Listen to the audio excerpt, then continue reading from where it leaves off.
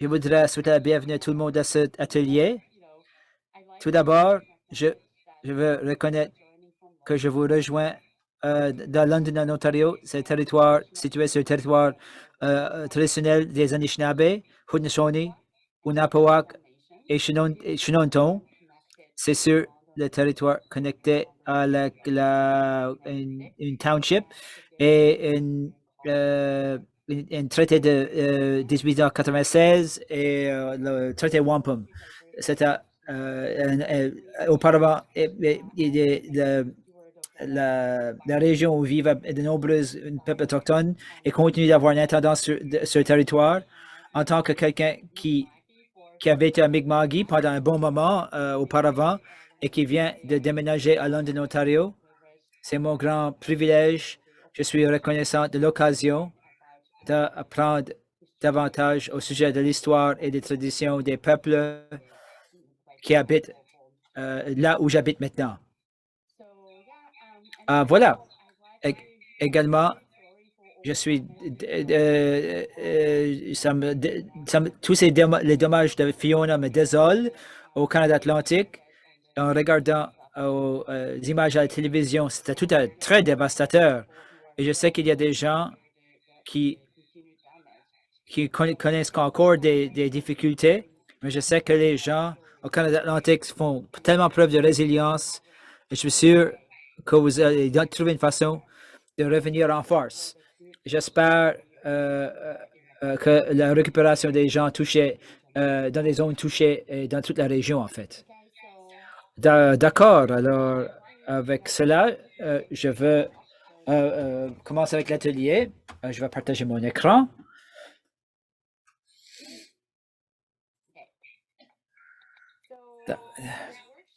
L'atelier sur le BDIM et d'autres sources de données sur l'immigration. Alors, le BDIM existe depuis bien longtemps. On a fait la promotion pour son utilisation depuis bien longtemps.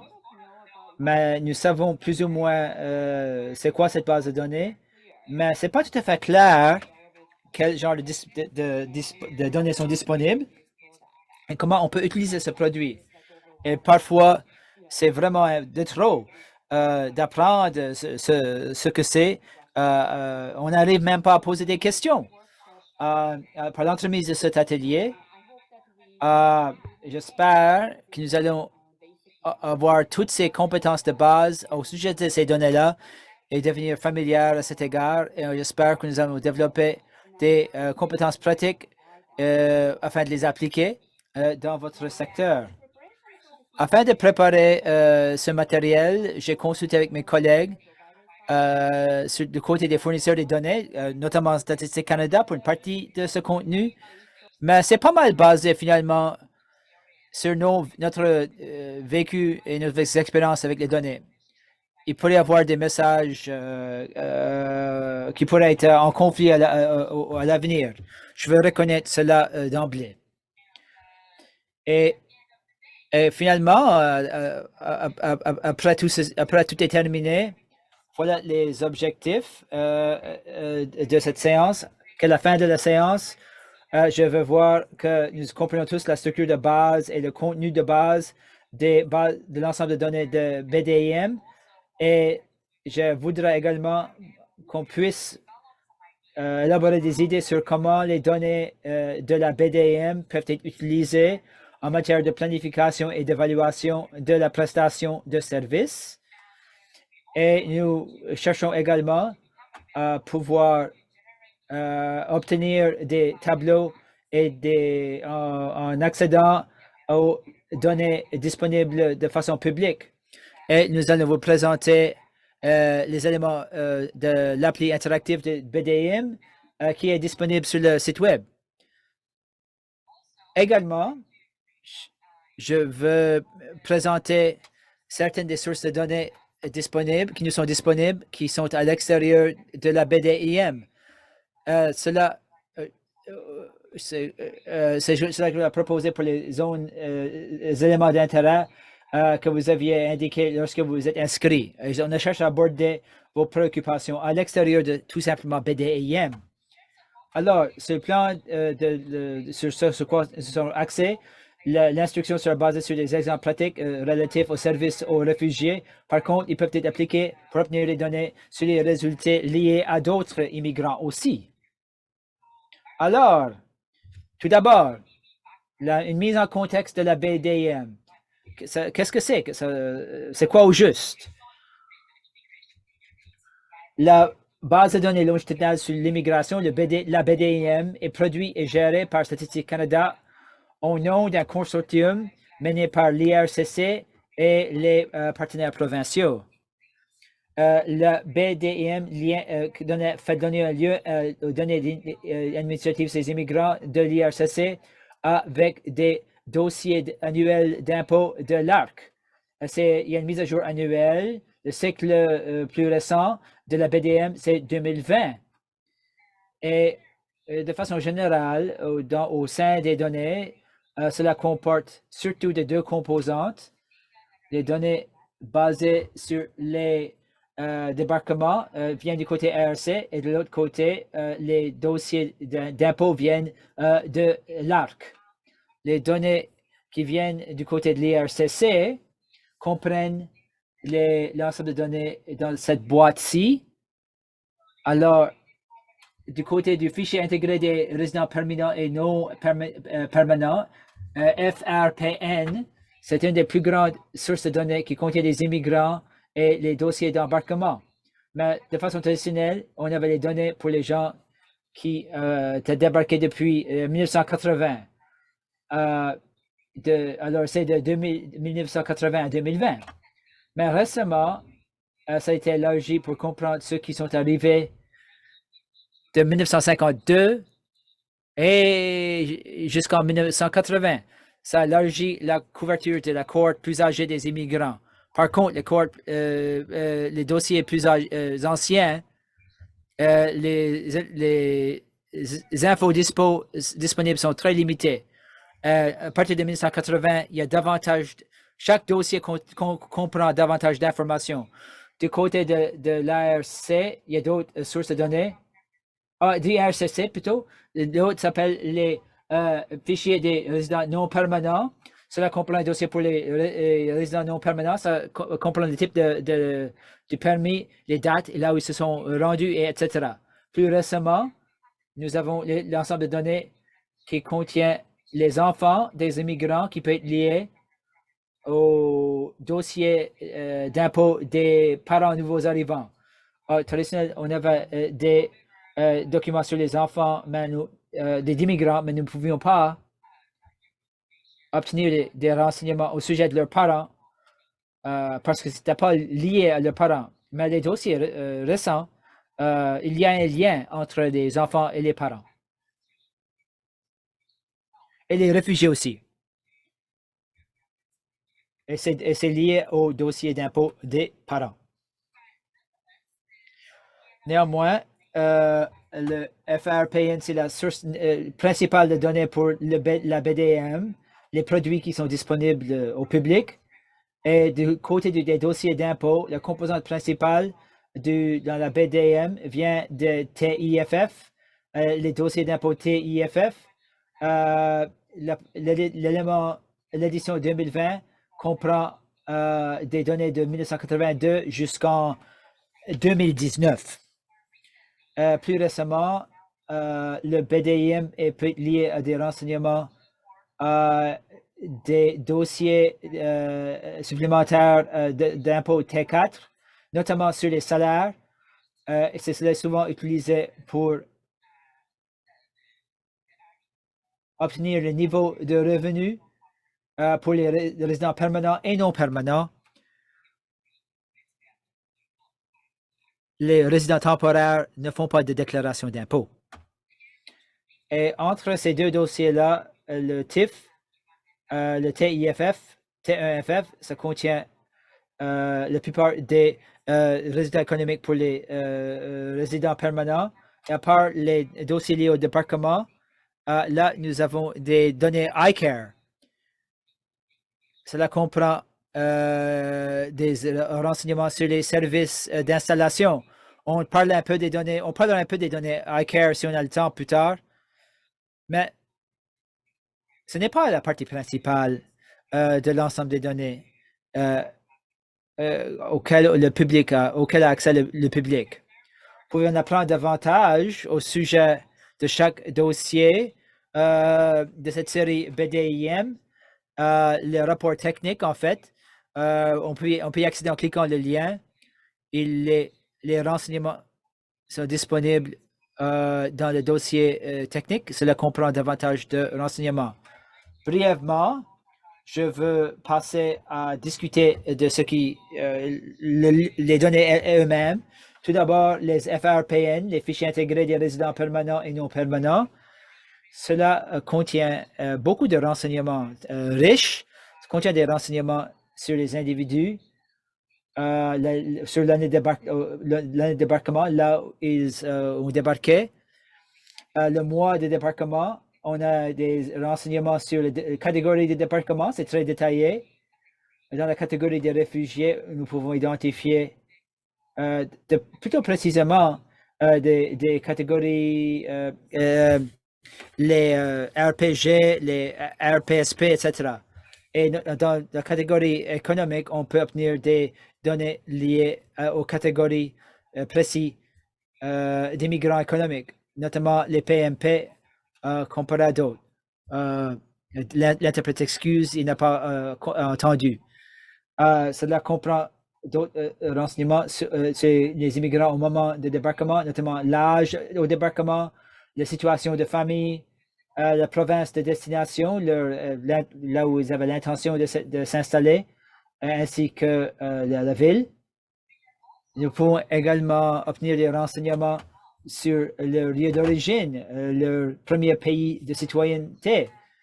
Et de plus, également les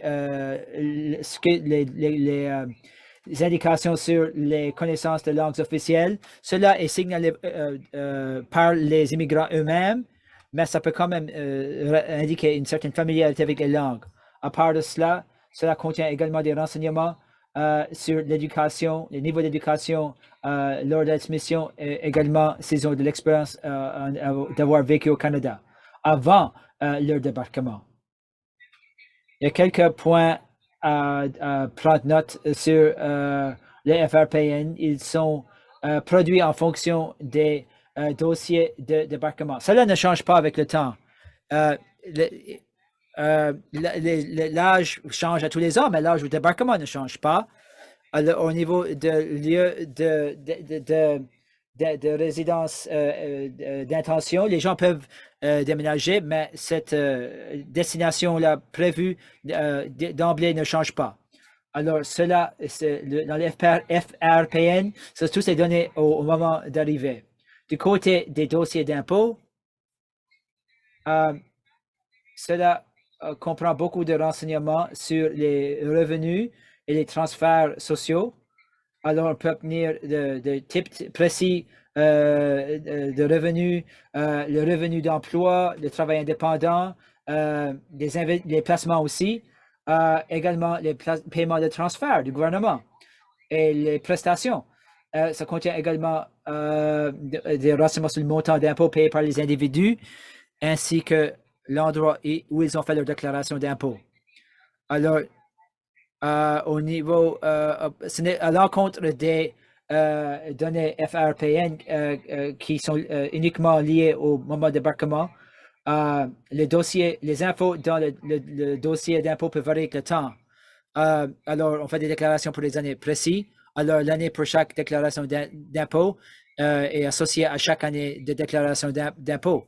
Si un individu fait une déclaration d'impôt en 1982 jusqu'en 2020, par exemple, nous avons les renseignements, les revenus dans les dossiers, dans les déclarations d'impôt pendant 30 ans et ils sont très spécifiques en ce qui a trait à l'année de la déclaration d'impôt. Alors, en combinant ces renseignements des dossiers au débarquement et les déclarations d'impôt, on peut explorer des questions comme combien RPG ont été admis dans une donnée dans un endroit spécifique au Nouveau-Brunswick, combien ont fait une déclaration d'impôt l'année d'après, en 2001, et combien d'entre eux sont encore en train de faire leur déclaration d'impôt 10 ans là-bas, 10 ans plus tard. Finalement, nous établissons les données de rétention en combinant les renseignements du dossier lié au débarquement et là où ils ont fait leur déclaration d'impôt. Parfois, c'est très complexe pour essayer de tenir compte de toutes ces variables. Et il est difficile de travailler avec ces données depuis déjà 5 ans. Il faut beaucoup de travail, beaucoup de réflexion afin de générer des tableaux en se servant de ces données brutes, mais ça dépasse la matière d'aujourd'hui. Mais la bonne nouvelle est que il y a beaucoup de produits de données composés qui nous permettent d'examiner plusieurs résultats intéressants. Et donc, c'est quelque chose que nous allons étudier dans cet atelier. Mais avant de passer aux données, peut-être qu'il serait utile de réfléchir à la manière d'utiliser ces données dans vos propres domaines. Parlons de certains domaines d'utilisation de ces données.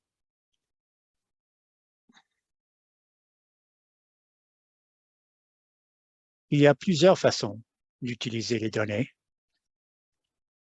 Peut-être que vous les avez déjà utilisées et peut-être que vous avez d'autres idées sur la bonne façon de les utiliser. Mais une façon d'utiliser la base de données est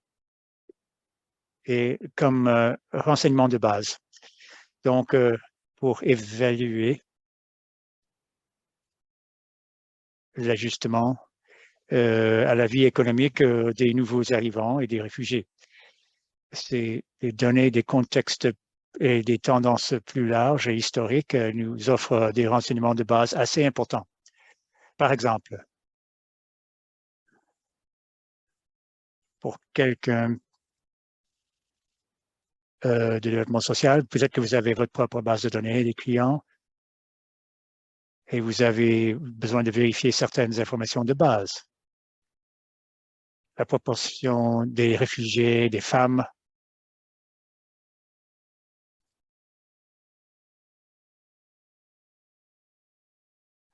que vous pourriez avoir d'une année à l'autre, comment se compare-t-elle aux données provinciales? Les différences dans les contextes démographiques ou socio-économiques, par exemple, au niveau d'éducation déclarée au débarquement ou langue officielle, reflètent plusieurs choses. Par exemple, ce nombre plus élevé de réfugiés sans éducation formelle, sans scolarisation par rapport au niveau provincial, pourrait représenter une justification d'obtenir davantage de ressources.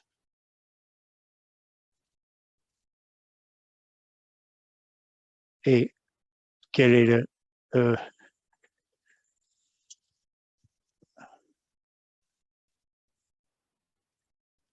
vous pourriez aussi voir la comparaison avec les résultats économiques des homologues dans d'autres administrations ou dans les cohortes précédentes. Les données de base peuvent vous aider à situer votre base de clientèle et cela pourrait influencer les besoins, les niveaux de besoins et de ressources dans votre contexte. Et aussi, nous pouvons utiliser la base de données pour suivre les tendances dans le temps. Par exemple, nous pouvons voir si les réfugiés se déplacent de leur province d'origine dans le temps, parce que cela ferait en sorte que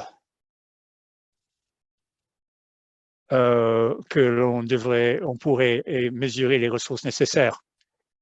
dans chaque province. Et la durée du séjour pourrait aussi nous aider à établir la durée des services requis. Suivre les résultats dans le temps. Ce que j'ai appris, c'est que le programme, le tableau de bord du programme d'aide à la réinstallation, ou PAR, offre des résultats après 12 mois. Mais après cette période, comment vont-ils?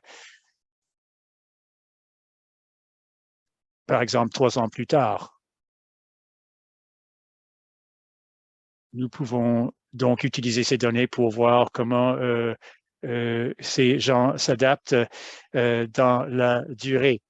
Et il y a d'autres facteurs associés avec la mobilité des réfugiés et les services, mais les données de la base de données pourraient nous aider, nous offrir une vue d'ensemble de ces renseignements contextuels.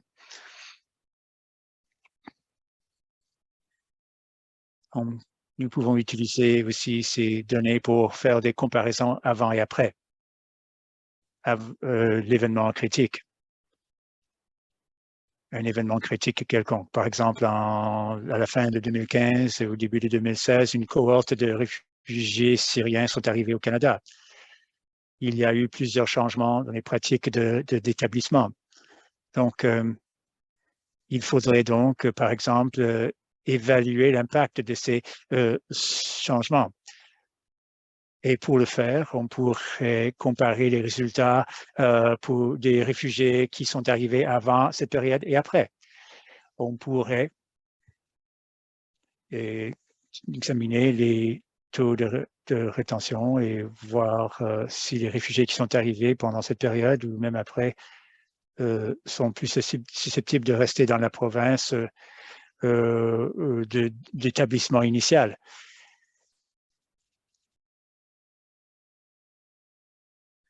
Et donc, comparer ces deux cohortes, cette variable pour les deux cohortes. Il y a sûrement d'autres façons qui vous viendront à l'esprit pour utiliser ces données, mais j'espère que certains de ces exemples vous aideront à voir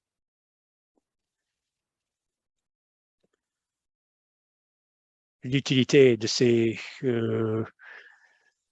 données. Je voudrais maintenant donner la parole à Jonathan. Il va expliquer l'utilisation interactive de cette appli. D'accord, merci. Je vais présenter mon écran.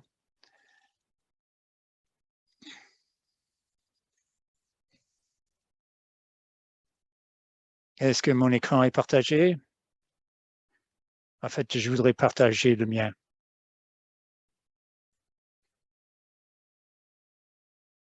Je crois que Yoko doit retirer son écran et cela même permettra à celui de Jonathan d'apparaître.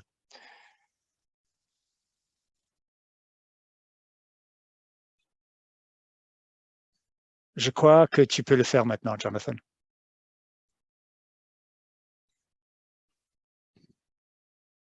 Oui, c'est fait.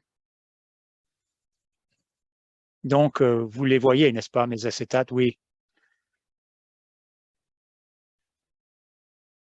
Merci beaucoup, Yoko, d'avoir donné cet aperçu de la base de données en immigration et comment ces données peuvent être utilisées pour répondre à certaines questions. Maintenant, nous allons apprendre à générer des données et avec l'appli et comment personnaliser ces données. Et la bonne nouvelle est que nous n'avons pas à faire tout ce travail d'analyse complexe des données, car Statistique Canada nous offre des produits de données qui peuvent être très utiles pour prendre des décisions éclairées sur les pratiques d'établissement. Il y a deux applis interactifs principaux. Alors, nous avons une appli sur les résultats économiques qui peut être utilisé pour évaluer les résultats économiques des immigrants. Et aussi, on a une appli interactive sur la mobilité qui nous permettra de générer des données sur certains résultats de mobilité et de rétention. Je vais présenter les deux applis, mais je commencerai par celui de la mobilité. Et vous voyez aussi des liens. Ces liens vous amènent vers le site web où vous pouvez accéder à ces applis interactifs.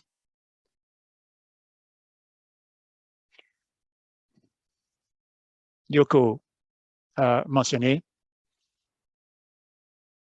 que avant cet atelier, on a demandé aux participants de nous exprimer leurs trois principaux intérêts. Et on a trouvé que 71% des répondants s'intéressaient surtout à la rétention des nouveaux arrivés dans la région. Et l'une des principales forces de la base de données est de pouvoir présenter ces données, car nous avons la disponibilité des variables géographiques dans l'ensemble de données.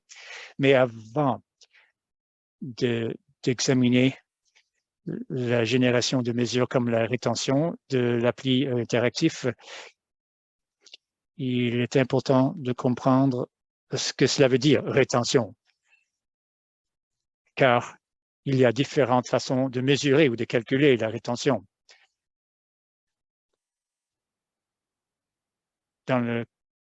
Au fin de cette appli, la rétention représente le pourcentage des nouveaux déclarants d'impôts qui continuent à faire des déclarations d'impôts dans leur province de destination. Donc, par exemple, si un nouvel arrivé choisit le Nouveau-Brunswick comme province de destination et qu'il déclare ses impôts au Nouveau-Brunswick après cette année-là, alors c'est une personne retenue. Si on veut calculer la rétention en fonction de cette approche, nous avons besoin de ces données. Nous avons besoin de l'année d'admission. C'est l'année dans laquelle l'immigrant a obtenu son statut de résident permanent ou d'immigrant reçu. Il nous faut aussi savoir l'année depuis l'admission, c'est-à-dire le nombre d'années depuis l'admission ou depuis que la personne est devenue résident permanent. Troisième donnée, c'est la destination ou la géographie d'admission. Donc, c'est la province de destination. Quand la personne est admise, elle doit préciser la province dans laquelle il va vivre. Et il faut aussi finalement choisir le groupe de nouveaux arrivés qui nous intéresse. Donc, il y a la classe économique, il y a différentes possibilités. Il y a plusieurs catégories. Il y a aussi des sous-catégories pour les réfugiés. Nous avons les réfugiés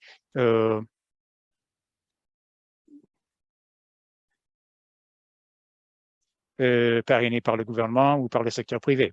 Donc, il faut choisir ces variables. Et une fois ces variables choisies, vous pouvez commencer à générer des résultats en fonction, en se servant de l'appli mobilité.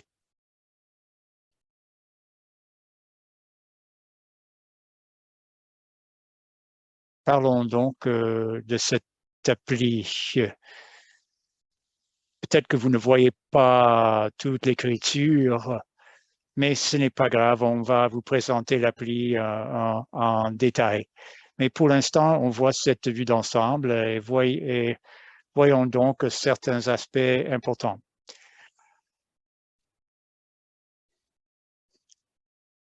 Supposons que vous vous intéressez à l'horizon de 3 ans de rétention des réfugiés parrainés par le gouvernement qui ont été admis en 2016.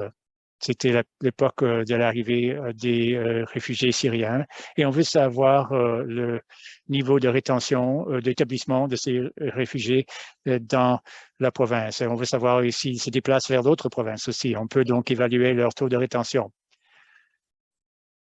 dans le temps. Il nous faut d'abord ce renseignement. C'est l'année d'admission. Ça se trouve au bas de l'écran de l'appli. Au fin de cet exemple, l'année d'admission est 2016. Vous établissez cette variable ici. Ensuite, vous choisissez le nombre d'années depuis l'admission. Dans l'exemple actuel, il s'agit de 3 ans. C'est l'horizon de rétention. Les dossiers d'impôts disponibles dans l'appli, le plus récent est de 2019. Donc, pour cette cohorte de réfugiés parrainés par le gouvernement, nous pouvons générer des taux de rétention que jusqu'à 3 ans après l'admission. Et donc, nous pouvons générer la rétention pendant 1 an, 2 ans ou 3 ans. On peut aussi générer des données pour l'année de débarquement. Mais ce n'est pas recommandé. Nombre d'années depuis le débarquement. Et ce n'est pas recommandé parce que les dossiers d'impôts, le nombre de dossiers d'impôts déclarés dans la première année sont généralement très bas. Cela amènerait à une sous-estimation. Généralement, nous attendons que l'immigrant est au Canada, soit au Canada depuis au moins 1 an. Donc, on a choisi 3 ans et 2016 et on passe à la 3e donnée. C'est la géographie d'admission. Ici, vous pouvez choisir la province et qui vous intéresse. Dans l'exemple actuel, on choisit le Nouveau-Brunswick. Et on peut aussi choisir le groupe de nouveaux arrivants. C'est là où on choisit votre groupe, choisit le groupe. Ici, on s'intéresse aux réfugiés parrainés par le gouvernement. Donc, il faut choisir cette variable du menu déroulant. Et ici, donc, une fois que vous ayez choisi cela, vous voyez le taux de rétention. Dans cet exemple, le taux de rétention est de 78,1%. Cela veut dire que environ 78% des réfugiés parrainés par le gouvernement qui ont été admis au Nouveau-Brunswick en 2016 ont déclaré leurs impôts au Nouveau-Brunswick 3 ans après leur arrivée, leur débarquement. Donc, il faut aussi retenir que ces chiffres ne se rapportent qu'à ceux qui déclarent qui font une déclaration. Les gens qui ne pouvaient pas déclarer sont exclus de ces calculs. C'est aussi simple que cela. On peut générer les taux de rétention comme ça.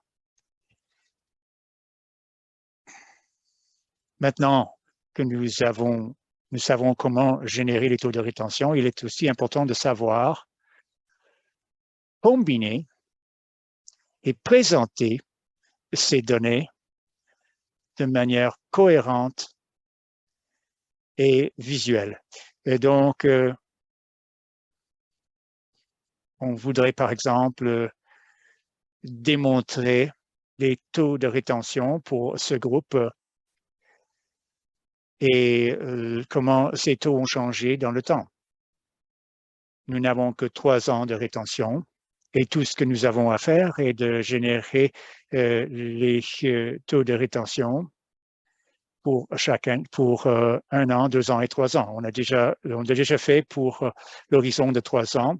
Et si on le fait pour le faire pour 2 ans, on n'a qu'à revenir ici et changer la valeur de 3 à 2. Cela nous montrera le taux de rétention sur un horizon de 2 ans, même chose pour 1 an, et cela nous donne les valeurs de rétention, les taux de rétention. Cela vous donne ces valeurs. Une fois que c'est dans un tableau, vous pouvez toujours créer un tableau comme ça. Et j'ai généré ce tableau-là en utilisant Excel. On peut bien voir, il y a un déclin graduel dans les taux de rétention pour les réfugiés parrainés par le gouvernement pendant cette période-là, surtout entre l'année 1 et 2. Alors, cela soulève plusieurs questions intéressantes, notamment, y a-t-il des différences entre les taux de rétention à travers les différents groupes de réfugiés? Le modèle que nous voyons là pour les réfugiés parrainés par le gouvernement sont-ils semblables ou différents pour les réfugiés parrainés par le secteur privé qui ont également été admis en 2016? Nous pouvons également songer à comment ce déclin observé pour les réfugiés parrainés du gouvernement admis au Nouveau-Brunswick, à quel point ça se ressemble ou à quel point c'est différent pour les autres provinces dans la région Atlantique. Pour faire cela, c'est aussi simple que de faire rentrer ces données-là dans un tableau. Je vais vous montrer un exemple d'un tableau que vous pouvez créer pour obtenir des réponses à ces questions. Alors, un tel tableau, ça suffit. Alors, on voit qu'il y a l'option d'insérer le taux de rétention pour les RPG qui ont été admis au Nouveau-Brunswick. Rétention dans après 1 année, 2 ans, 3 ans. On peut répéter la même chose pour les réfugiés parrainés par le secteur privé. On peut le faire pour d'autres provinces dans la région Atlantique. Une fois qu'on va voir ces valeurs-là, on peut comparer les tendances pour voir s'il y a des différences. Par exemple, on peut comparer si les réfugiés parrainés par le gouvernement ont différentes tendances comparées aux réfugiés parrainés par le secteur privé au Nouveau-Brunswick. On peut également comparer si la tendance pour les réfugiés parrainés par le gouvernement au Nouveau-Brunswick est semblable à ceux-là en Nouvelle-Écosse, disons. Voilà, c'est ça le pouvoir du BDIM. On peut vraiment établir les tendances. Un autre élément intéressant que nous pouvons faire en utilisant cette appli, c'est de déterminer lesquelles des provinces, là où les réfugiés ou immigrants, là où ces réfugiés-là déménagent, quelle province. Et je vais vous montrer comment on peut le faire dans l'appli interactive. Ce sont tous des renseignements utiles. C'est un groupe spécifique d'immigrants ou de réfugiés sont plus susceptibles de quitter la province. Ah, ça signale qu'il y a quelque chose qui se passe et il faut faire davantage d'enquêtes. Et c'est évident que ces tendances dans l'ensemble peuvent offrir des données probantes qui peuvent être pertinentes aux pratiques de réinstallation. Je voudrais maintenant qu'on passe à l'appli interactive afin que je puisse faire une démonstration en direct sur comment obtenir ces valeurs.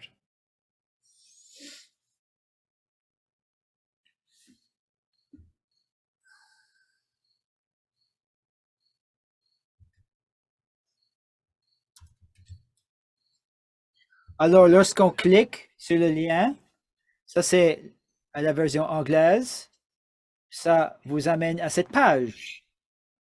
C'est là où vous allez trouver plusieurs produits sur les données liées aux immigrants. Yoko va vous parler de ces produits-là aussi. Ce qui nous intéresse ici finalement, c'est l'appli interactive sur la mobilité ou l'appli interactive sur les résultats économiques. Une fois que l'on clique sur l'appli interactive sur la mobilité, vous devriez vous rendre sur cette page d'accueil. Base de données longitudinale sur l'immigration, application interactive, mobilité. Et voilà comment l'appli, à quoi ressemble l'appli. Encore une fois, pour un peu reproduire ce que nous venons de faire, il y a la section sur l'année d'admission. Pour notre exemple, il va falloir changer cela à 2016. Vous pouvez voir le plus tôt, la date la plus tôt, c'est le 2009. Alors, on peut changer ceci à 2016.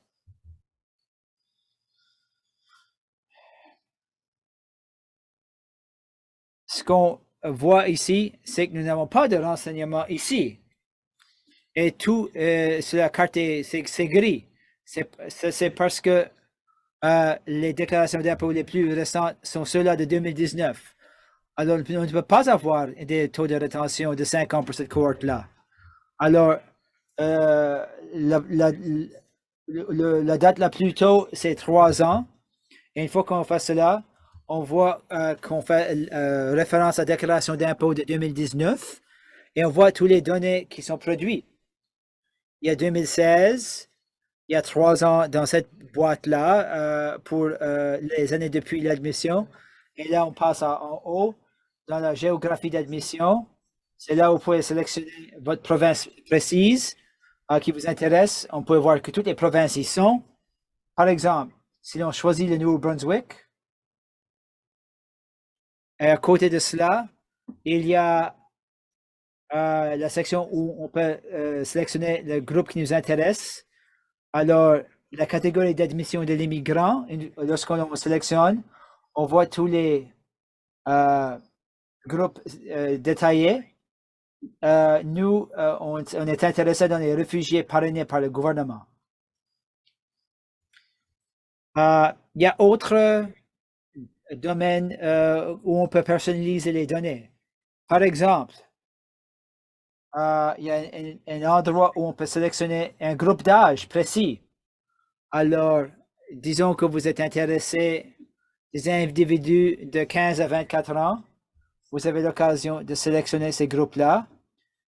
25 à 54, l'âge milieu, et les personnes aînées de 55 ans et plus. Également, cela a été décomposé selon le genre. Alors, si vous êtes selon le sexe, si on est intéressé par les mâles dans un groupe d'âge particulier, on peut les sélectionner. On a également l'occasion de sélectionner quelques vous voulez comparer la rétention pour un groupe spécifique d'immigrants qui ont un niveau de connaissance des langues, de compétences en matière des langues officielles. Alors ici, si on s'intéresse à ceux qui ont précisé qu'ils ont une connaissance de l'anglais au débarquement, on peut cliquer cela. On peut sélectionner ceux-là qui ont indiqué français et ainsi de suite. Alors, on a l'occasion de faire les calculs pour les taux de rétention en fonction de ces catégories-là aussi. Et finalement, il y a expérience pré-admission. Puisque nous savons que pas tous les résidents permanents arrivent comme directement. Certains individus arrivent au Canada sur une base temporaire avant de devenir des résidents permanents. Alors, vous avez l'occasion de sélectionner, vous pouvez comparer les taux de rétention des individus qui étaient sans permis avant l'admission. On peut également comparer les gens avec des permis d'études auparavant. Alors, ceux-là qui avaient des permis de travail, notamment, alors on a l'occasion de partager, de comparer des taux de rétention à travers ces catégories-là aussi. Voilà, par exemple, c'est tout ce dont on a besoin pour calculer le taux de rétention pour les réfugiés parrainés par le gouvernement admis au Nouveau-Brunswick en 2016. On voit le taux de rétention, c'est de 78%. Il y a d'autres indicateurs. Le taux de migration interprovinciale de sortie, par exemple. Cela donne une indication que les réfugiés parrainés qui ont fait des déclarations d'impôts ailleurs, si on veut des renseignements détaillés sur là où ils ont fait des déclarations d'impôts, on peut sélectionner géographie de résidence. Il faut qu'on sélectionne cela. On voit une décomposition sur là où ces personnes-là ont fait leur déclaration d'impôts. Au total, il y avait 730 réfugiés parrainés par le gouvernement qui ont été admis au Nouveau-Brunswick en 2016 et qui ont fait une déclaration d'impôt en 2019, 3 années plus tard. Alors, c'est toutes ces 730 personnes-là, ces 730 réfugiés parrainés par le gouvernement avaient fait une déclaration d'impôt au Nouveau-Brunswick, il y aurait eu un taux de rétention de 100%. Mais comme on voit, seulement 570 d'entre eux ont fait leur déclaration d'impôt au Nouveau-Brunswick. Et cela nous donne le pourcentage de 78% que nous savions déjà était le taux de rétention. Alors, où sont les autres? Où ont-ils fait leur déclaration d'impôt? En cliquant ici, on voit que 5 d'entre eux ont fait une déclaration d'impôt en Nouvelle-Écosse. Ça, c'est 0,7%. En cliquant vers le bas, ça indique la géographie.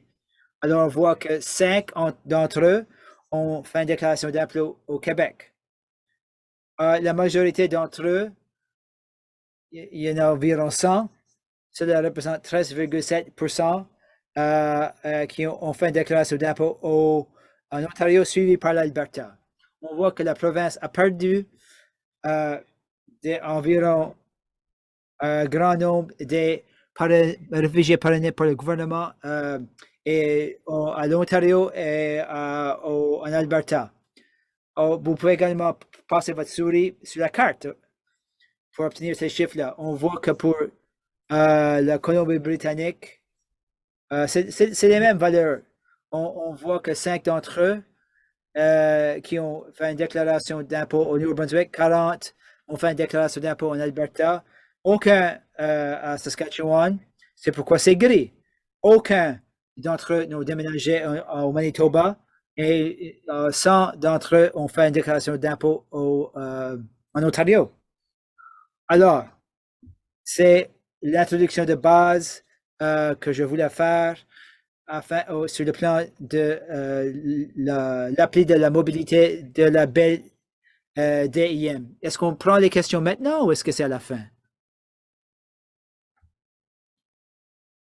Je pense que s'il y a des questions, c'est un bon moment de les poser.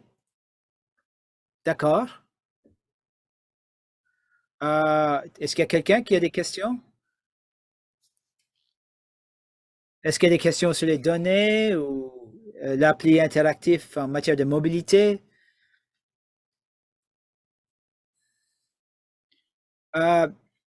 Désolé, j'ai une question. En quelque sorte, c'est vraiment une bonne présentation en passant. Yuli Johnson, je suis la coordinatrice. Et je rassemble toutes mes données de la page de l'IRCC. La portail des données ouvertes. Mais je trouve que c'est très difficile de rassembler ces données de cette source-là. Je suis vraiment content que nous avez présenté cela. J'ai beaucoup plus de connaissances maintenant. Mais allez-vous partager vos diapos après? Je pense que si je n'ai pas tort, les diapos ont déjà été partagés. Je vais jeter un coup d'œil. Je pense pas je ne pense pas les avoir vus. J'ai vu quelques questions. Pouvez nous montrer de nouveau où trouver l'appli? Oui.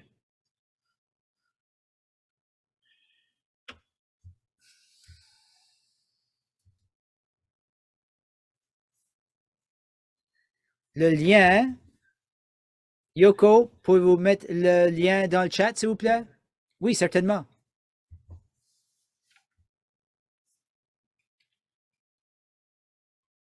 Alors, pour fin d'illustration,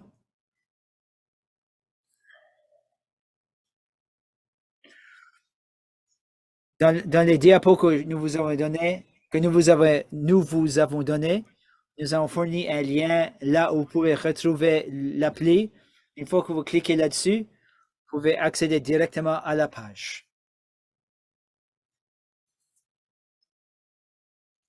C'est ça la page d'accueil que vous verrez. C'est juste en dessous.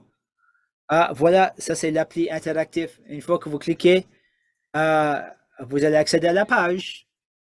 Une autre question, pouvez-vous revenir et nous dire comment on peut sélectionner le menu des expériences préadmission. Ben, finalement, on va chercher à reproduire ce qu'on vient de faire.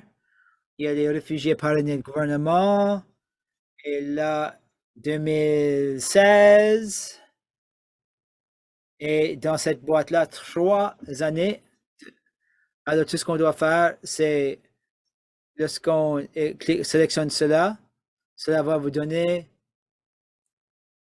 dans cet exemple-ci, toutes ces personnes-là n'avaient pas de permis à préadmission parce que c'était des réfugiés qui ont fait l'objet d'une réinstallation. Peut-être immigrants économiques, peut-être. Oui, faisons ça. Alors, nous avons pour 2016, l'accord de 2016, on peut, ça c'est sélectionné. Alors, ça c'est ceux qui étaient sans permis de préadmission. Voilà le taux de rétention. Et on veut comparer cela à ceux qui avaient, disons, ceux qui avaient des permis de travail uniquement. Et on peut cliquer le lien, cela vous donne votre taux de rétention. Vous pouvez mettre cela dans le tableau et là, vous aurez des taux de rétention.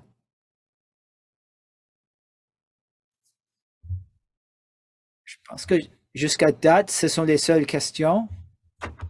Un commentaire, excellent outil, génial. On peut également une séance de questions à la fin de la présentation aussi.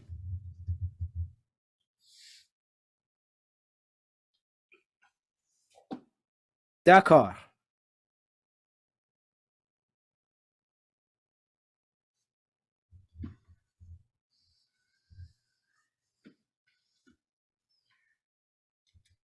Maintenant, on veut passer aux résultats économiques. Les résultats économiques, oui. L'application des résultats économiques.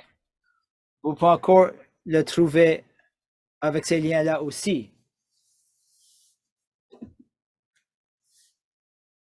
Voici la page d'accueil pour les résultats économiques. Dans cette diapo-là, on veut regarder ce domaine que j'ai indiqué.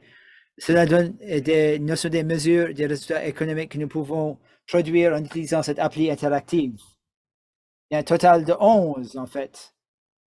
Nous avons produit les données pour le revenu total médian, le revenu d'emploi médian, l'incidence du revenu d'emploi et ainsi de suite. Mais je vais également souligner que lorsque vous cliquez sur la fonction aide, ça vous donne des explications détaillées sur qu'est-ce que ces mesures-là signifient, pour vous donner une vue d'ensemble de ce qu'ils sont. Comme vous pouvez voir, il y a plusieurs mesures. Alors la grande question, c'est lequel dois-je choisir si je veux produire des données? Je vais vous en donner quelques lignes directrices. Par exemple, si on veut savoir le pourcentage de réfugiés qui ont signalé du revenu du fait d'avoir travaillé pour un employeur, on peut utiliser l'incidence des salaires et des commissions. Et ce qu'on entend par incidence, c'est le pourcentage du groupe, notamment le pourcentage de réfugiés qui ont signalé un revenu qui sont des salaires ou des commissions. C'est ça l'incidence. On peut décider l'incidence des salaires et des commissions. Alors, cette mesure-là ne comprend pas le travail indépendant. Et si on veut connaître la condition financière des réfugiés et des immigrants de façon générale, idéalement, il faut regarder au revenu total, au niveau du ménage. On peut obtenir ces renseignements-là dans la base de données BDIM. Mais pour cette appli interactif, nous avons seulement accès au revenu total sur une base individuelle. On peut également, de façon approximative, si ça vous intéresse, vous pouvez également rejoindre Statistique Canada. Ils peuvent vous produire cette tableau-là. Ça coûte quand même de l'argent.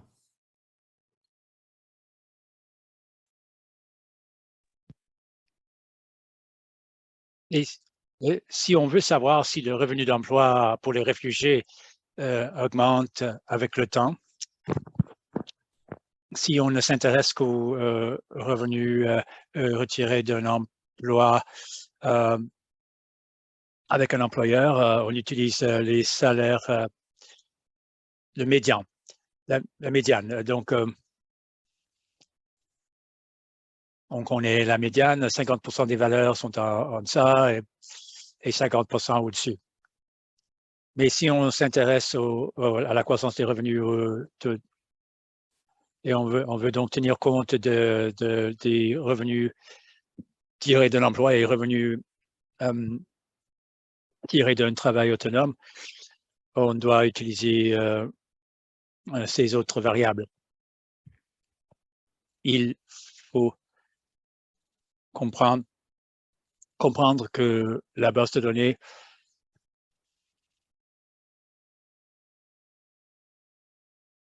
que l'on peut comparer l'information tirée de la base de données de revenus, de données tirées d'autres sources, parce que la BDIM ne comprend que les dossiers d'impôts.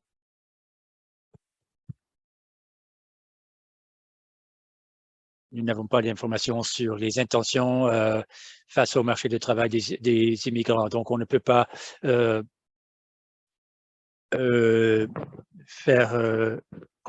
tirer des conclusions sur le chômage. Ça, c'est une réserve qu'il faut émettre. Tout comme on a fait pour la mobilité.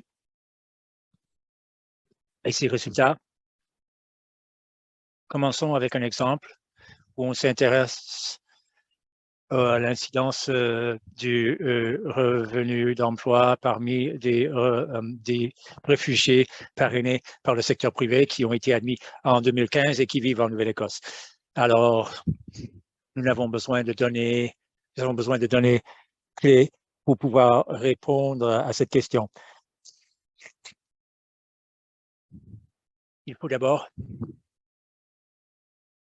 choisir le groupe de nouveaux arrivants qui nous intéresse. Mais avant cela, il faut choisir la fonction catégorie détaillée d'admission.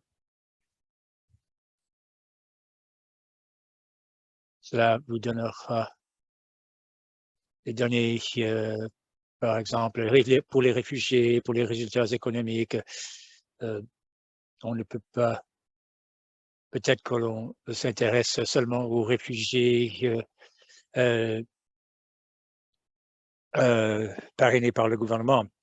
Donc, il faut choisir la catégorie détaillée pour faire cela, cette fonction-là. Et ensuite, on peut choisir le groupe d'intérêt. Donc, dans cet exemple, les réfugiés parrainés par le secteur privé. Ensuite, il faut choisir la géographie de résidence, la province. Et cela, on peut la choisir de cette colonne ici, tout comme avec l'appli de mobilité, on voit toutes les provinces. Mais ici, il faut comprendre que la géographie de résidence se réfère à la province dans laquelle le déclarant est résident le 31 décembre. Donc, on choisit la Nouvelle-Écosse. Et ensuite, on va choisir l'année d'admission qui nous intéresse. Nous nous intéressons à la cohorte de 2015. Ça aussi, on va choisir ici. Finalement, on va dans l'onglet Mesures pour choisir l'incidence du revenu d'emploi. Une fois toutes ces données présélectionnées, nous verrons un tableau un tableau qui vous donnera les valeurs pour 1 an, 2 ans, 3 ans, 4 ans. Donc, pour les résultats, les incidences sur toutes ces périodes. Le dossier le plus récent est de 2019, donc cela nous limite à 4 ans après l'admission, si on choisit 2015. Et la tendance générale est que l'incidence des revenus d'emploi augmente avec le temps. Pour les réfugiés parrainés par le gouvernement qui vivent en Nouvelle-Écosse et qui ont été admis en 2015. Donc, cette tendance peut être comparée avec d'autres groupes, par exemple les groupes parrainés par le gouvernement. Alors, ça, c'était pour le secteur privé, par exemple. Et tout ce que nous devons faire, c'est de revenir à la catégorie des immigrants et choisir cette catégorie-là. Donc, avec les catégories détaillées, nous pouvons choisir plusieurs catégories à la fois. Cela nous permet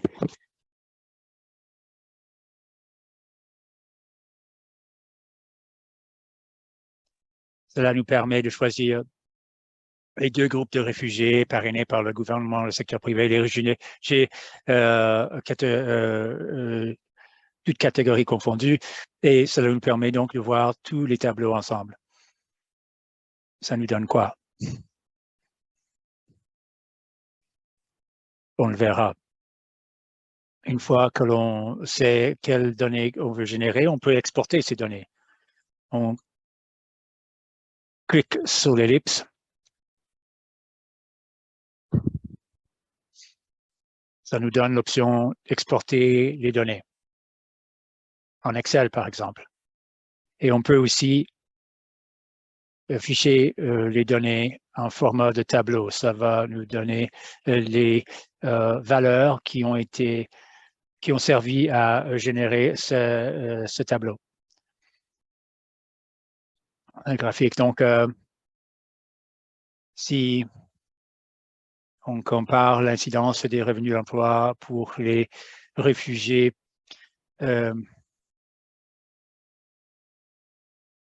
parrainés par le secteur privé, par le gouvernement, réfugiés, toutes catégories confondues. Ça, cette ligne se trouve ici. Et on a aussi des personnes protégées au Canada. Donc, ça vous donne une idée de la tendance. Donc, 1 an après l'admission, les personnes protégées avaient l'incidence le plus élevée de revenus d'emploi, suivi des réfugiés parrainés par le secteur privé. Ces 2 groupes ont des valeurs plus élevées que le groupe de réfugiés, toutes catégories confondues, et le groupe le plus bas, c'est les réfugiés parrainés par le gouvernement. J'expliquerai cela un peu plus tard. Nous pouvons maintenant voir comment se génèrent ces valeurs.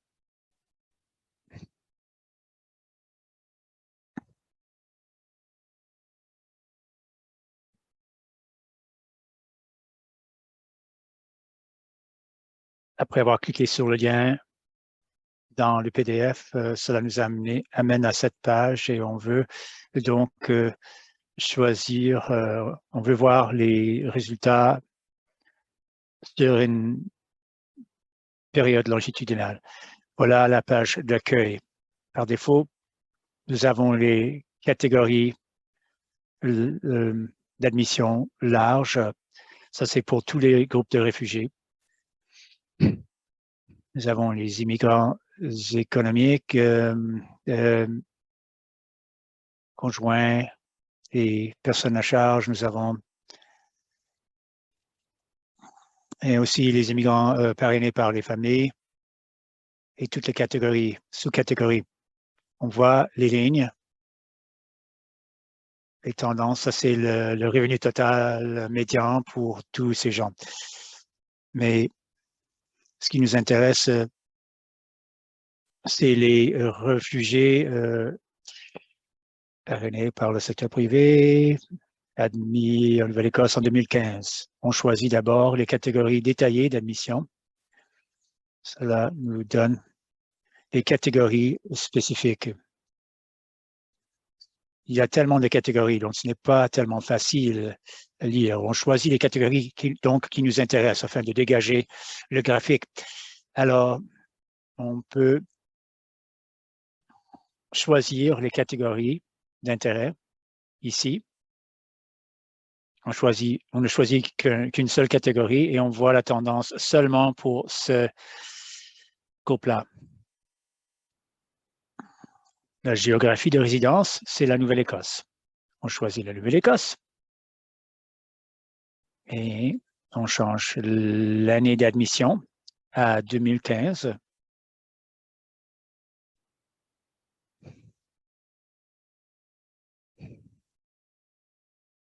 Finalement, il faut choisir la mesure d'intérêt, c'est l'incidence. Et cela donne ce graphique. Si on place le curseur ici, on voit que 60% ont déclaré des revenus d'emploi un an plus tard, et que ce chiffre a augmenté jusqu'à 83% 4 ans plus tard. C'est la tendance pour les réfugiés parrainés par le secteur privé. On voudrait peut-être les comparer avec les groupes parrainés, les personnes parrainées par le gouvernement, les personnes protégées et d'autres. Donc, on peut choisir ces autres groupes pour voir la comparaison. On ajoute le groupe des réfugiés, toutes catégories confondues, les personnes protégées et l'autre, et on voit donc les tendances ici. C'est la même tendance qu'on a vue les acétates. Comme avec l'appli de mobilité, on peut changer, on peut comparer par exemple les hommes aux femmes. On peut aussi changer la langue officielle parlée à l'admission. On peut mettre seulement les gens qui ont nommé l'anglais, le français, ou l'anglais et le français, ou ni l'un ni l'autre. Et ensuite, on peut choisir l'expérience préadmission. Ce sont les données qui nous intéressent. Les personnes protégées ont l'incidence le plus élevée. Tous ces gens ont déclaré des revenus d'emploi, suivi des réfugiés parrainés par le secteur privé, le groupe général des réfugiés et les réfugiés parrainés par le gouvernement. On peut exporter ces données sur l'ellipse, en cliquant sur l'ellipse et en cliquant sur Show as Table, afficher tableau. Cela vous donne le tableau. YSL, c'est année depuis l'admission. 1, 2, 3 et 4. On a les pourcentages, les incidences pour tous les réfugiés parrainés par le gouvernement, par le secteur privé et les personnes protégées. Donc, à chaque instant, ce sont les personnes protégées qui ont l'incidence la plus élevée, suivi des réfugiés parrainés par le secteur privé qui semblent rattraper le premier groupe et ces valeurs sont toujours plus élevées que pour le groupe des réfugiés. Toutes catégories confondues, les réfugiés parrainés par le gouvernement ont des taux moins élevés de revenus d'emploi déclarés.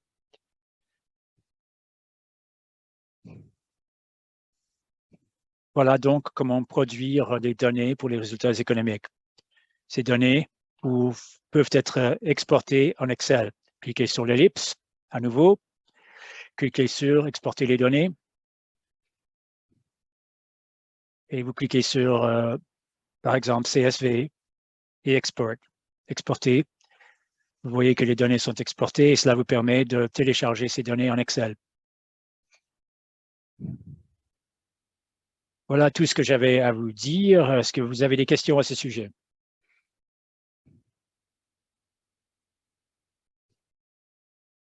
On peut toujours revenir au rapport en cliquant sur Back to Report, retour au rapport.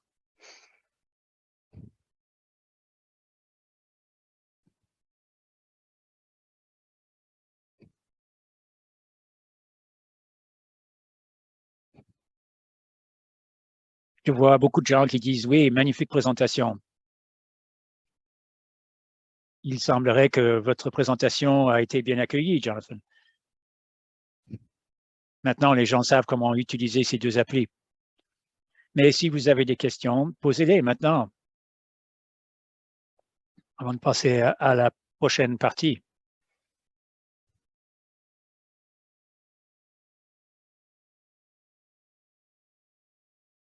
Yoko, à toi.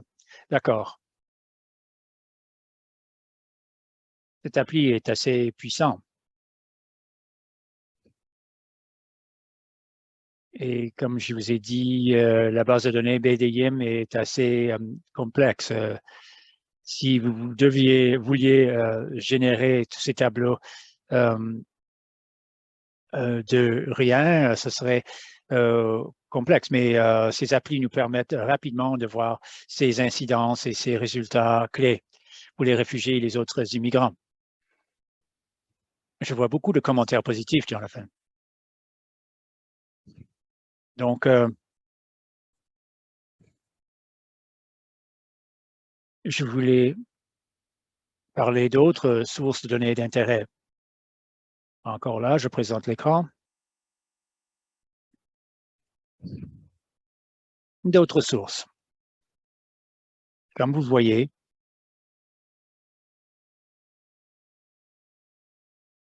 StatCan et d'autres agences ont publié beaucoup de données. Non seulement ces organismes fédéraux, mais aussi d'autres administrations, par exemple les gouvernements provinciaux, ont leurs propres données, parfois partagées sur le portail ouvert. Mais aujourd'hui, nous allons surtout nous pencher sur les sources fédérales. S'il y a d'autres sources qui pourraient être explorées, vous n'avez qu'à nous les présenter dans le chat.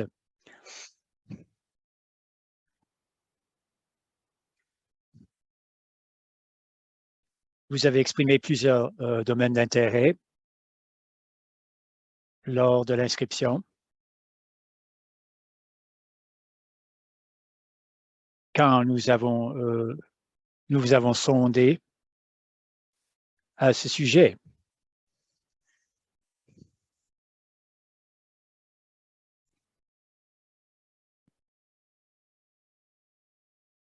Et des 7 possibilités que nous avons demandé de côté, les 4 premiers ont été choisis par plus de la moitié des répondants. Combien de réfugiés et de nouveaux arrivants arrivent dans notre région et d'où? Cela a attiré l'intérêt de 78% des personnes inscrites. Quel est le niveau de rétention des nouveaux arrivants dans la région? 71%.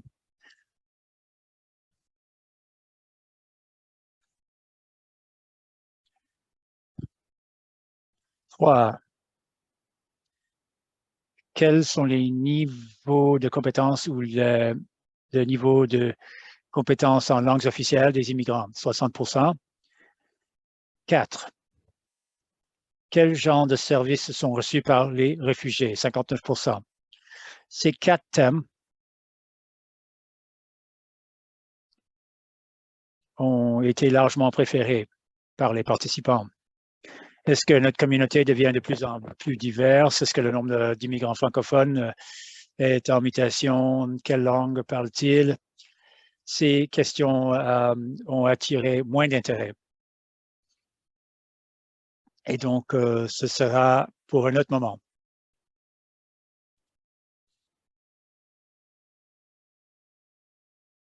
Donc,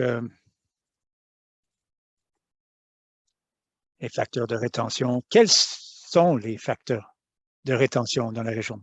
Ça, c'est quelque chose qu'il faudrait étudier par le biais de la recherche. Ce serait intéressant de le savoir. Mais ce n'est pas quelque chose qui ressort facilement des statistiques. Et aussi les données sur les étudiants internationaux. C'est peut-être quelque chose qui ressortira en cours de route, mais aujourd'hui, je veux m'intéresser me pencher sur les 4 éléments choisis par les participants.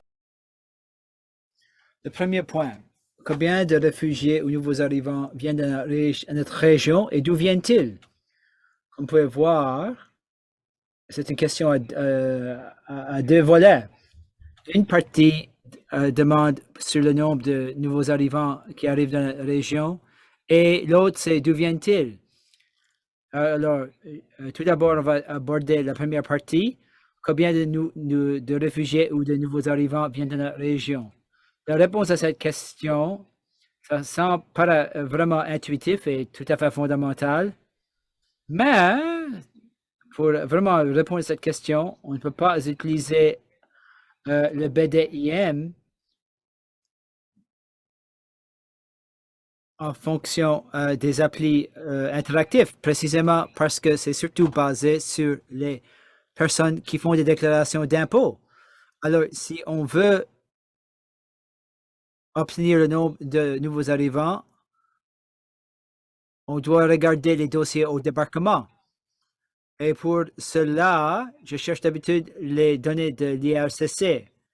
Et l'IRCC, leurs documents à l'interne, leur produit de base de données en fonction de leur dossier administratif. Ça s'appelle le portail ouvert du gouvernement. Je vous ai donné le lien. Alors, si vous avez reçu la présentation, vous pouvez ouvrir le PDF et vous pouvez cliquer le lien. Alors qu'on nous accédons maintenant au portail ouvert gouvernemental, ça ressemble à ceci, mais là, je vous ai donné le lien qui fait précisément référence à l'IRCC. J'ai déjà cherché dans le produit de l'IRCC, dans le portail du gouvernement ouvert. Et ça, c'est les données qui sont pertinentes à l'IRCC. Et dans ce site web-là, on peut trouver différents produits de l'IRCC. Tout d'abord, c'est le traitement opérationnel. Et le deuxième point, c'est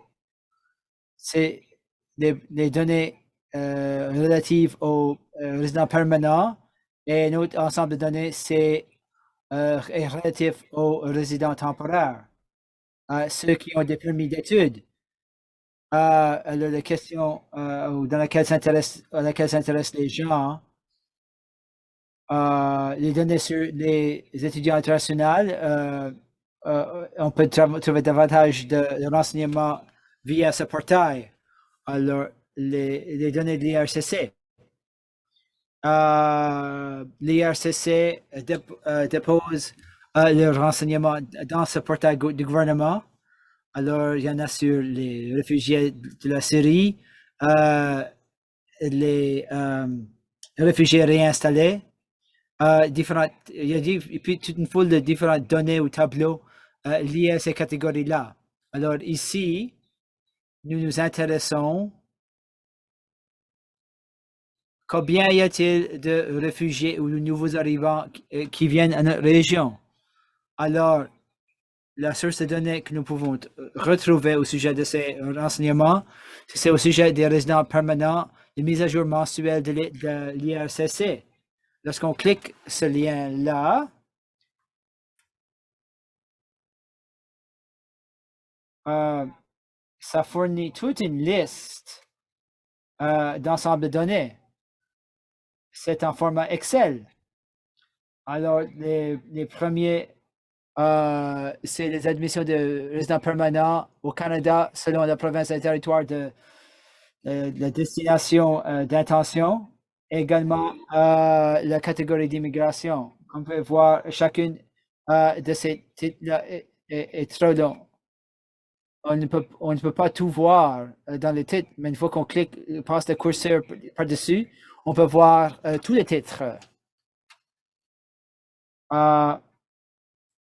Également dans Statistique Canada, également dans les bases de données de l'IRCC, c'est bilingue.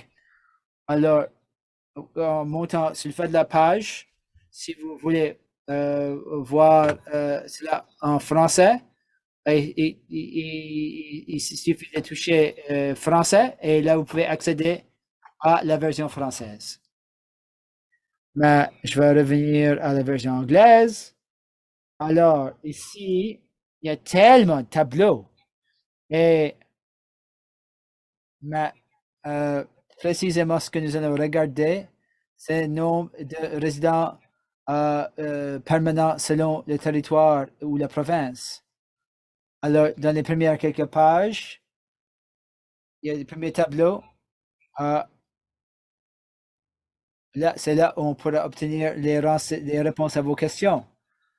Alors, ces deux tableaux-là sont également, il y a également un hyperlien. Alors, lorsque vous cliquez ce tableau, ça saute au tableau qui vous intéresse et qui vous donne la réponse à combien de nouveaux arrivants arrivent dans votre région.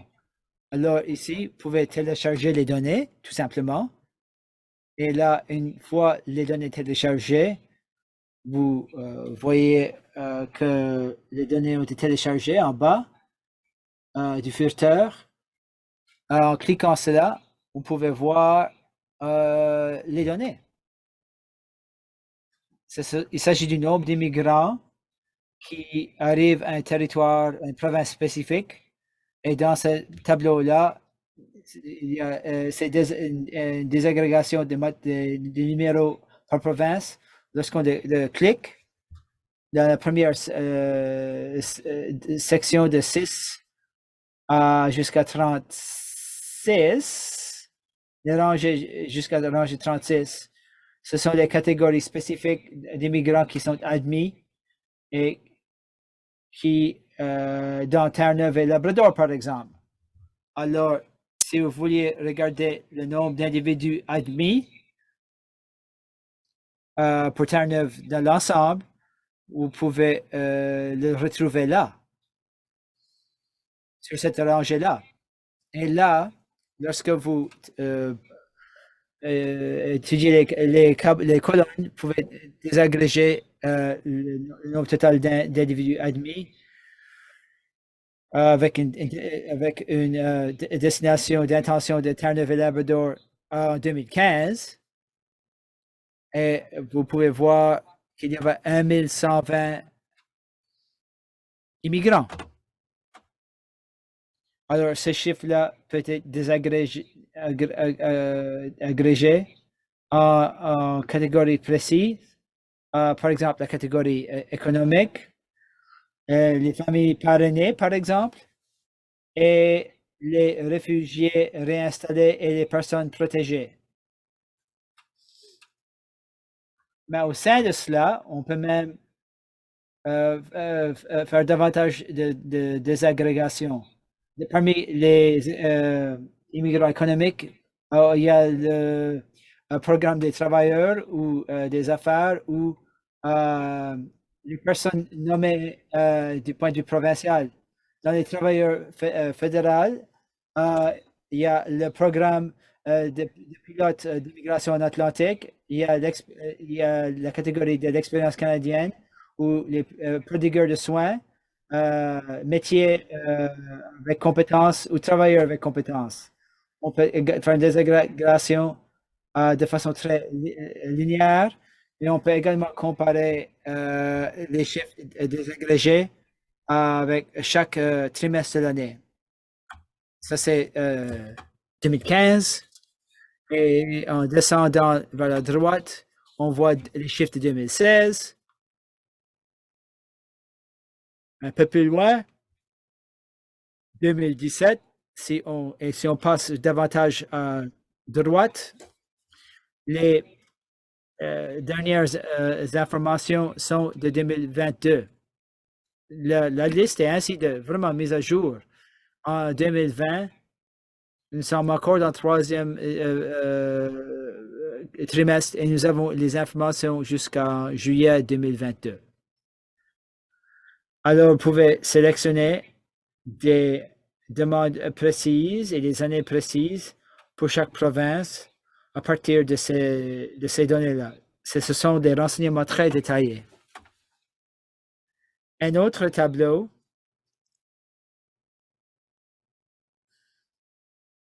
que l'on peut retrouver dans cette série-là, que j'ai également résumé dans la présentation, c'est le tableau qui fait une désagrégation davantage en matière de géographie.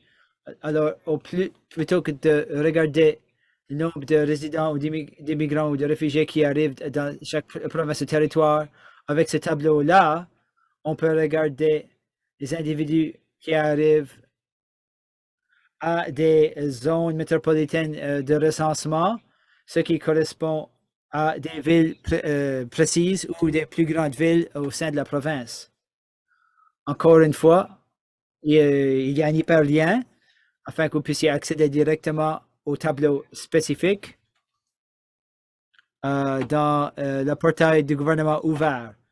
Alors, en regardant rapidement ces données-là, il suffit de les télécharger et il suffit de les ouvrir.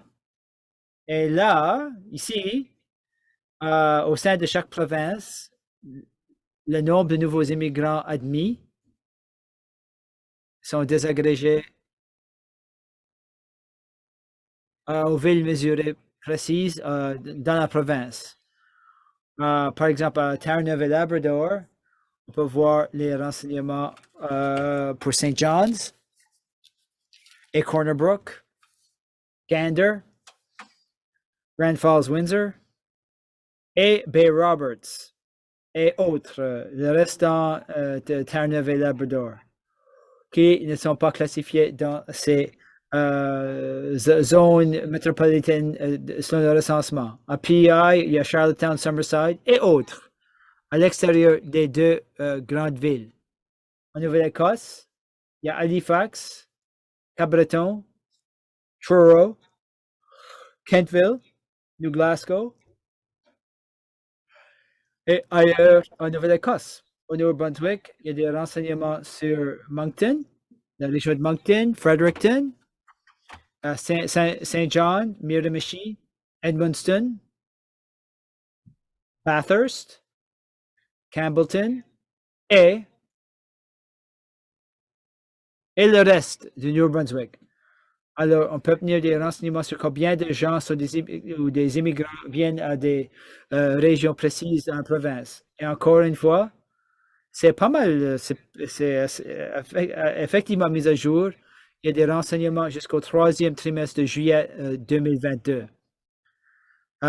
Nous sommes surtout intéressés dans les données sur une base annuelle. Alors, on peut juste mettre l'emphase sur l'année au total. Alors, ici, on peut accéder au portail du gouvernement ouvert et là, on peut sélectionner la série résident permanent et au sein des données, au sein de cela, on peut regarder des tableaux précis et on peut avoir les mêmes thématiques ou des tableaux en anglais et en français en tant que tableau Excel. Avez-vous des questions avant que je passe au prochain volet?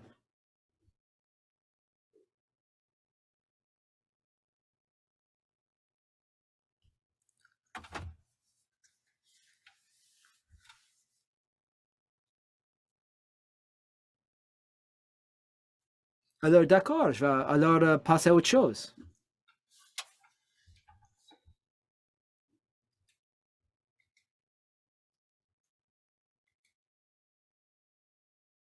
Ils viennent d'où? Ça, c'est en fait très difficile d'obtenir des renseignements qui est précis et qui est spécifique à la province ou la zone métropolitaine. Lorsque j'ai essayé d'obtenir davantage de renseignements du portail du gouvernement ouvert, je n'ai pas pu trouver des renseignements qui précisent les régions. Alors, j'ai élargi le domaine de recherche jusqu'au site web de Statistique Canada.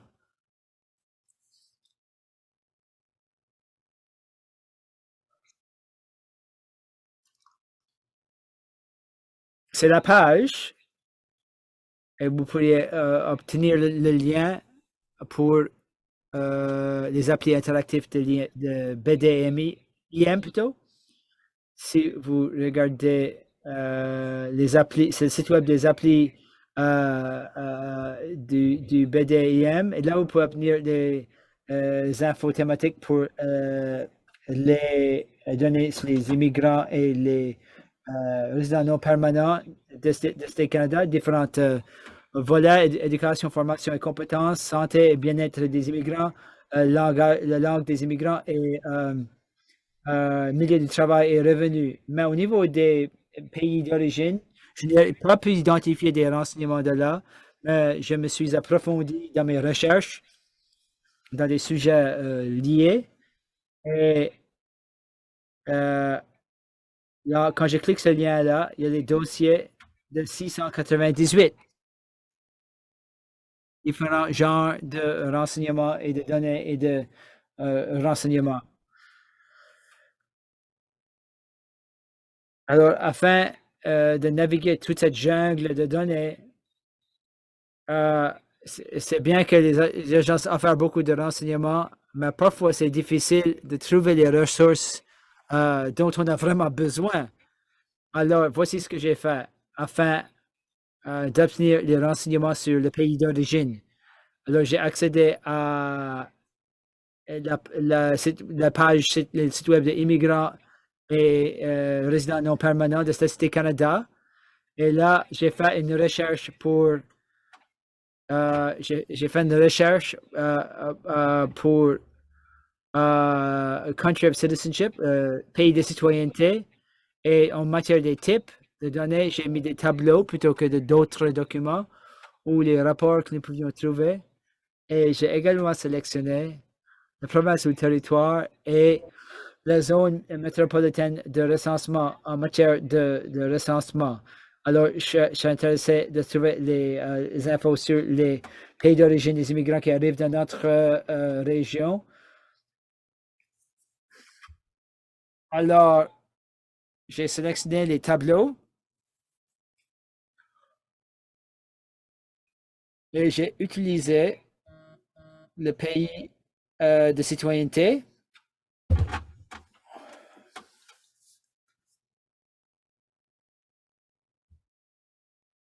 Et j'ai sélectionné le tableau.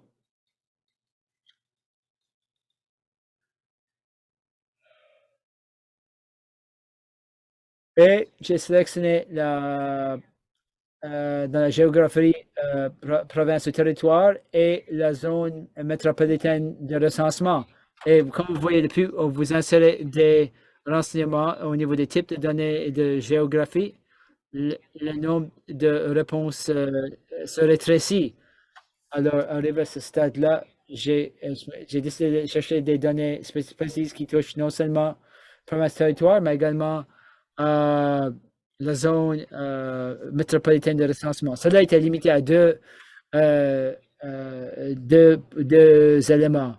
Alors, là, on voit une question sur les pays de citoyenneté, et des renseignements sur le statut familial de l'immigrant, également des données sur les zones métropolitaines de recensement et les agglomérations de recensement. Et il y a deux points. L'un vient du recensement 2016 et l'autre vient de 2011, le sondage national des ménages. Le sondage national des ménages demande pour le recensement dans sa plus longue forme. Alors, éventuellement, nous obtiendrons les renseignements du recensement de 2021, mais actuellement, nous ne disposons pas des données disponibles au public et désagrégées du recensement le plus récent, mais les renseignements que nous pouvons cela remonte à 2016. En cliquant ceci, on voit les renseignements au sujet de pays de citoyenneté des répondants. Alors, ici, des renseignements, ça vient du recensement. Et le recensement collectionne les renseignements de ceux qui vivent dans des régions précises. Alors, si vous sélectionnez le Canada, le nombre que nous voyons, c'est toute la population canadienne, mais également on va sélectionner des renseignements au niveau provincial, par exemple Terre-Neuve et Labrador.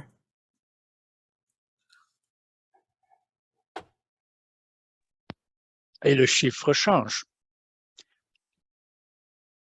Ou l'île du Prince-Édouard.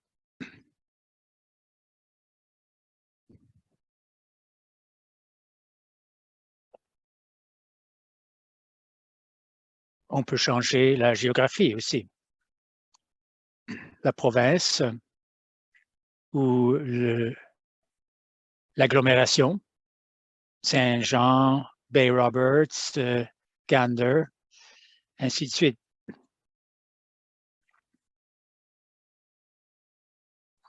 On peut choisir le statut d'immigrant, car ça comprend non seulement des immigrants, mais des gens qui sont nés au Canada.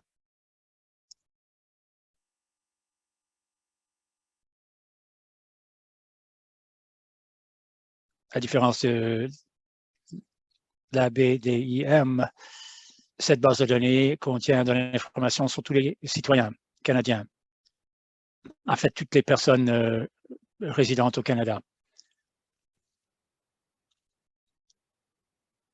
Quand on choisit l'île du Prince-Édouard, immigrants, on peut voir combien de personnes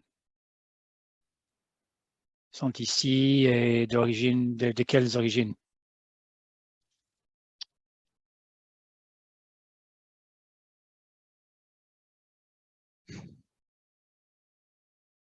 Mais une mise en réserve.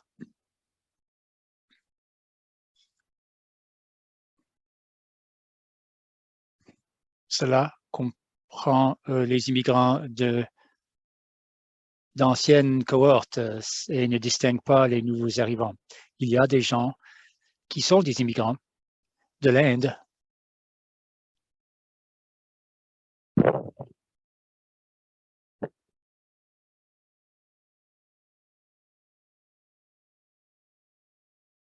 mais cela comprend des gens qui sont venus de l'Inde dans les années 1970 et 80. On va pouvoir distinguer entre les cohortes récentes et plus anciennes.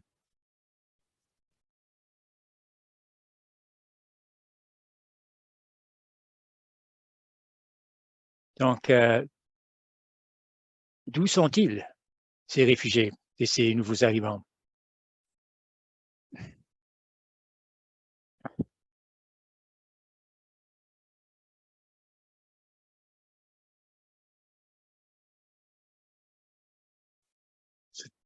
On vient de voir cette information. Ce sont des résidents dans la géographie choisie pour le recensement de 2016. Troisièmement,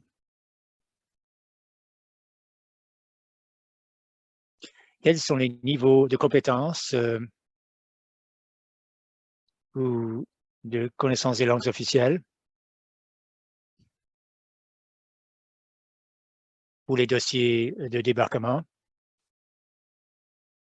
Si cela vous intéresse, vous pouvez vous rendre sur le portail gouvernemental ouvert qui donne les mises à jour mensuelles de l'IRCC. Ici, on voit des données sur les admissions de résidents permanents. Détaillées par langue et par compétence. Je voulais aussi vous montrer ceci.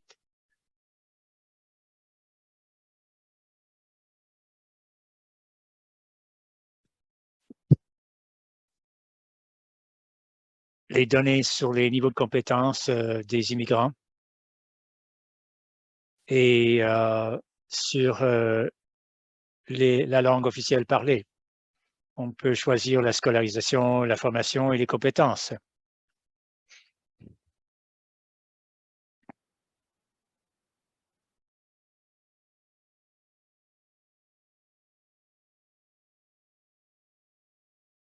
Nous cliquons ici. Et ici, j'ai choisi les tableaux. La région métropolitaine de recensement. Et quand je fais la recherche,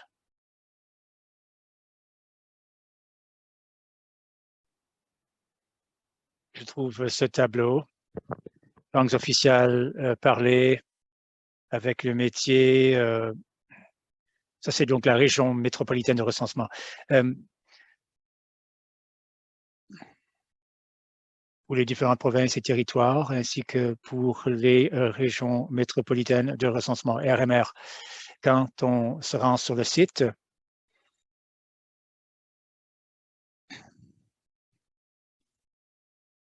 on peut choisir les régions. La Nouvelle-Écosse. Ou bien on peut choisir une ville comme Summerside ou Halifax, Kentville, Truro.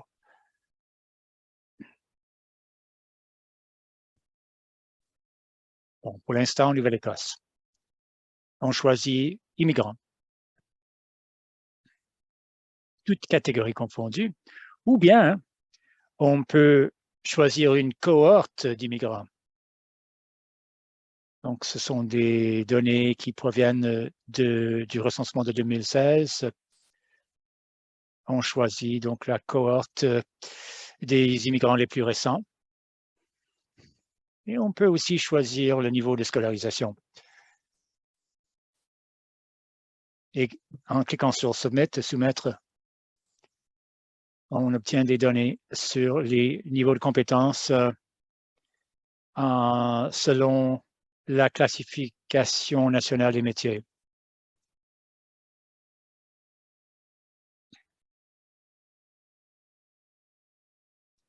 C'est-à-dire, c'est ça, la classification nationale des professions.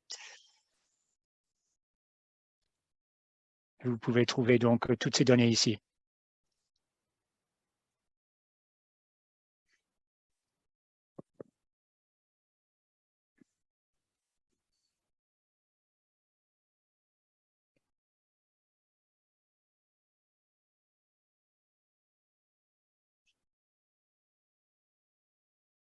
Donc, on trouve des données très détaillées sur les différentes catégories professionnelles et on trouve tous ces chiffres pour les langues officielles, pour l'anglais, pour le français, pour les bilingues et pour les gens qui ne parlent ni l'une ni l'autre des langues officielles.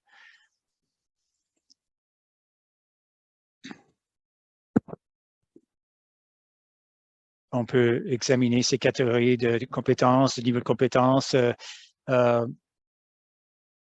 selon la langue officielle. Ça, c'est basé sur la résidence au moment du recensement. Donc, en Nouvelle-Écosse, non pas sur le dossier de débarquement.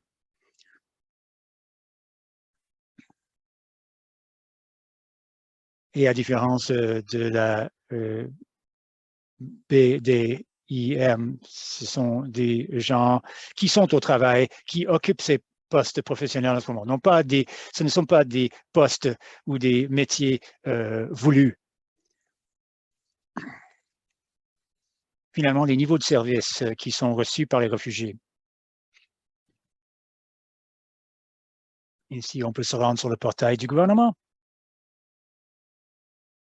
car c'est de l'information provenant de l'IRCC. Et ici, on trouve, entre autres, le tableau des réfugiés rétablis, les mises à jour mensuelles. Ici, on trouve une série de tableaux qui présentent des données sur les clients des services d'établissement par province ou territoire. du fournisseur. On ouvre le tableau, la page, et on peut télécharger les tableaux. C'est le nombre de personnes qui ont utilisé les services de différents types.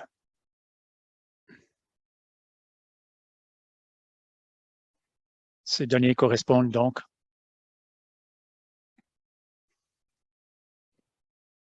au nombre de personnes qui ont eu recours aux services fédéraux.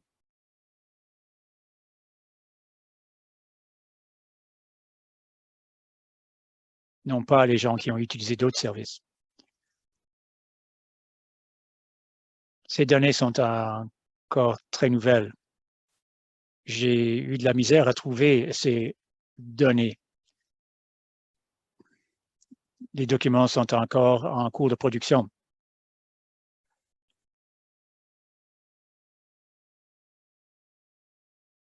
Mais ces données deviennent de plus en plus disponibles ou facilement disponibles.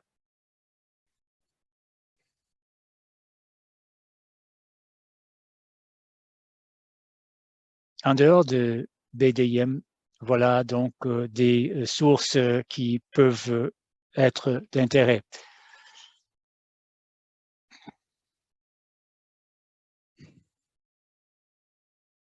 Un résumé. Il ne nous reste que 10 minutes. Nous avons présenté plusieurs aspects. L'appli interactif fournit de l'information sur les taux de rétention et les mesures les résultats économiques. L'appli nous permet de générer des résultats pour différents groupes par année d'admission, catégorie d'admission.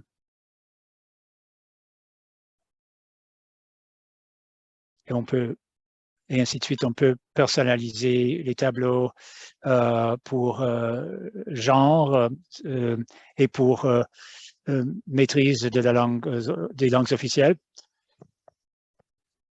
Et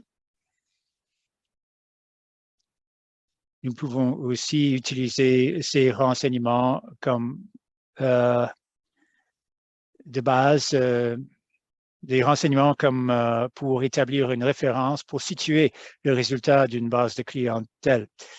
Nous pouvons, les dossiers de longue durée nous permettent de suivre une cohorte et ses résultats économiques dans le temps. Nous pouvons comparer les taux de rétention et les résultats économiques pour différents groupes, dont par exemple les groupes qui ont certaines compétences linguistiques. Et nous pouvons aussi comparer des cohortes de réfugiés afin de découvrir l'impact d'événements qui ont eu lieu dans une année donnée. J'ai parlé d'autres sources, dont le portail ouvert et aussi les statistiques de StatCan sur les immigrants et les résidents non permanents. Le portail ouvert recueille les données de l'IRCC, tandis que les dossiers de StatCan sont générés d'autres sources, par exemple le recensement qui comprend la population des non-immigrants. Et c'est à ce moment-là qu'il faut choisir bien la catégorie qui nous intéresse. Et les compétences linguistiques sont basées sur le moment du recensement et non pas du niveau de maîtrise à l'arrivée. Quand nous utilisons ces différentes sources, nous devrions comprendre les limitations de chacune, étant donné la couverture de la population est concernée.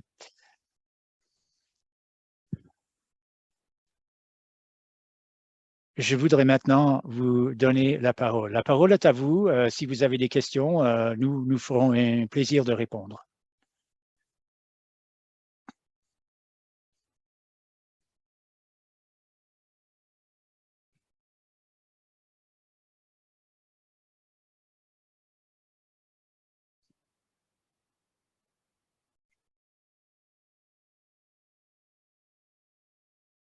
est-ce qu'on peut récupérer les données pour des médecins formés à l'outre-mer?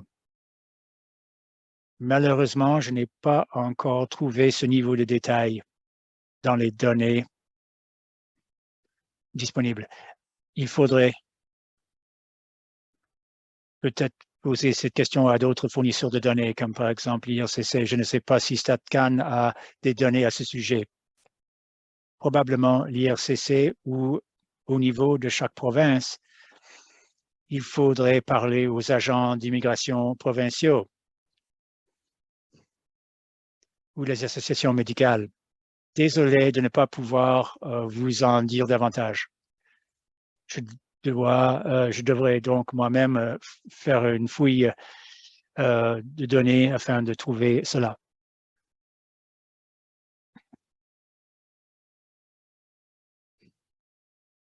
Si vous avez des questions sur le contenu de la présentation d'aujourd'hui ou un intérêt général pour les données, mettez-vous en contact avec Jonathan et moi-même. Voici les courriels de nous deux.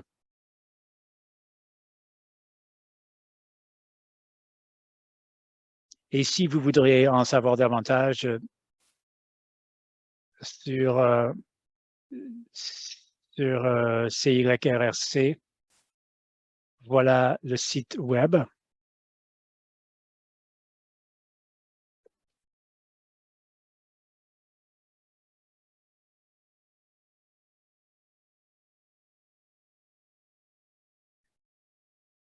Qui se dit en anglais CIRC.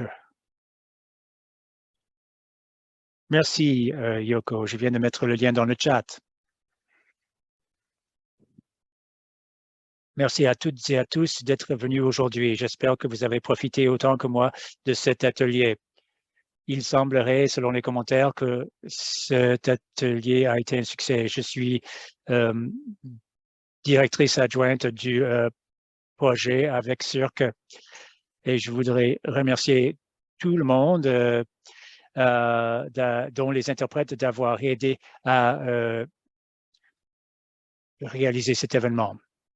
Je vous demanderai de prendre 2 minutes après l'événement. On vous enverra le lien tout de suite après l'événement ou peut-être même on l'affichera dans le chat.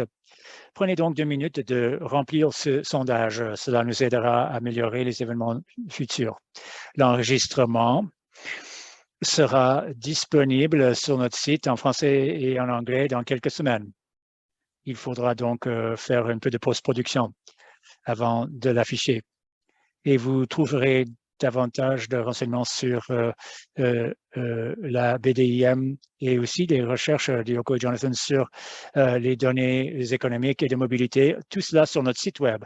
Merci encore une fois d'être venu aujourd'hui. Et bonne action de grâce. Bonne fin de semaine. Merci, bye.